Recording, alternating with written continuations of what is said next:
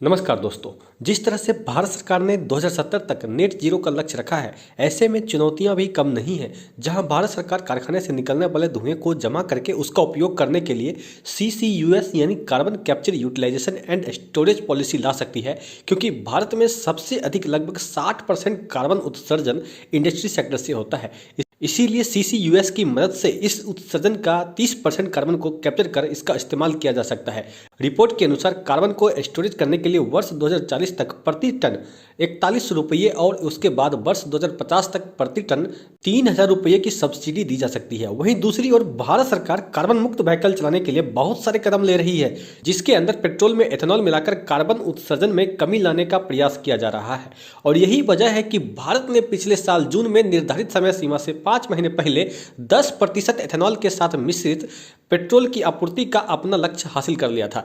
तय समय से पहले 10% एथेनॉल ब्लेंडिंग के अपने लक्ष्य को हासिल करने के बाद देश ने अब 2025 तक पेट्रोल को 20% एथेनॉल के साथ मिलाने का लक्ष्य तय किया है और आने वाले समय में धीरे धीरे 100% तक इथेनॉल से चलने वाले व्हीकल का लक्ष्य हासिल किया जा सकता है। वहीं पर इलेक्ट्रिक व्हीकल चलाने पर सरकार का बहुत बड़ा फोकस है, इसीलिए दुनिया की बड़ी बड़ी व्हीकल कंपनियां भविष्य को देखते हुए इलेक्ट्रिक व्हीकल पर काम शुरू कर दिया है। और हम जगह जगह देख भी रहे हैं कि इलेक्ट्रिक चार्जिंग स्टेशन और बैटरी स्वैपिंग मशीन इंस्टॉल किया जा रहा है, ताकि लोग इलेक्ट्रिक व्हीकल के चार्ज के लिए परेशान ना हो सके। इन सबसे अलग एक नई टेक्नोलॉजी पर व्हीकल चलाने की बात की जा रही है, वह है हाइड्रोजन व्हीकल। आपने जरूर सुना होगा कि कुछ देश जैसे जर्मनी, फ्रांस और चीन अपने यहाँ हाइड्रोजन व्हीकल चला रहे हैं, लेकिन भारत की बात करें तो यह चौथा देश होगा जहां इसी साल हाइड्रोजन व्हीकल चलाने की बात कही जा रही है। इसी दिशा में केंद्रीय रेल मंत्री अश्विनी वैष्णव जी ने एक बातचीत में बताया है कि पर्यावरण संरक्षण के मद्देनजर हेरिटेज रेल रूट पर हाइड्रोजन फ्यूल से चलने वाले मेट्रो का संचालन किया जाएगा। इनमें ज्यादातर नैरो गेज की लाइनें हैं, जहां हल्के बाहर की ट्रेनें चलाई जाएंगी। यहां नैरो गेज का मतलब दो पटरियों के बीच डिस्टेंस का कम होना है। इन ट्रेनों को वंदे मेट्रो के नाम से जाना जाएगा। एक सवाल के जवाब में रेल मंत्री वैष्णव जी ने कहा है कि रेलवे को भारी बजट की जरूरत है। रेलवे भारत सरकार की प्राथमिकताओं में से एक है। अब सवाल आता है कि आखिर देश के किस हिस्से में ये हाइड्रोजन ट्रेनें चलेंगी।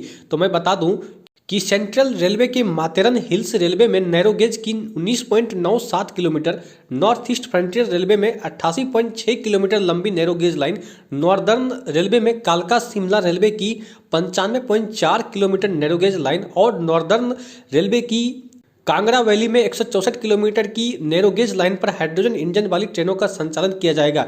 इसी तरह वेस्टर्न रेलवे की बिलमोरा वागई की 62.7 किलोमीटर, माहू पातलपानी की 58 किलोमीटर लंबी मीटर गेज, साउदर्न रेलवे की नीलगिरी माउंटेन रेलवे की 46 किलोमीटर मीटर गेज लाइन और नॉर्थ वेस्टर्न रेलवे की मारवाड़ देवगढ़ मार्दिया की 52 किलोमीटर लंबी गेज लाइन को हाइड्रोजन ट्रेनों के लिए चुना गया है। भारतीय रेलवे के मुताबिक इन सभी हेरिटेज रेलवे लाइनों पर फिलहाल डीजल इंजन वाली ट्रेनें चलाई जा रही थी, लेकिन ये सभी लाइनें ऐसे क्षेत्रों से होकर गुजरती है जहां पर्यावरण बेहद संवेदनशील है। उसके संरक्षण को देखते हुए प्रदूषण मुक्त फ्यूल का उपयोग किया जाएगा। ऐसे में दोस्तों, आप हाइड्रोजन फ्यूल को कितना इंपॉर्टेंट मानते हैं, कमेंट करके बताएं। यदि दोस्तों यह वीडियो आपके काम आया तो इस वीडियो को लाइक कर दीजिए। यदि आपको इसी तरह की वीडियो देखनी है तो इस चैनल को सब्सक्राइब कर लीजिए। तो मिलते हैं एक अगले वीडियो में, तब तक के लिए धन्यवाद।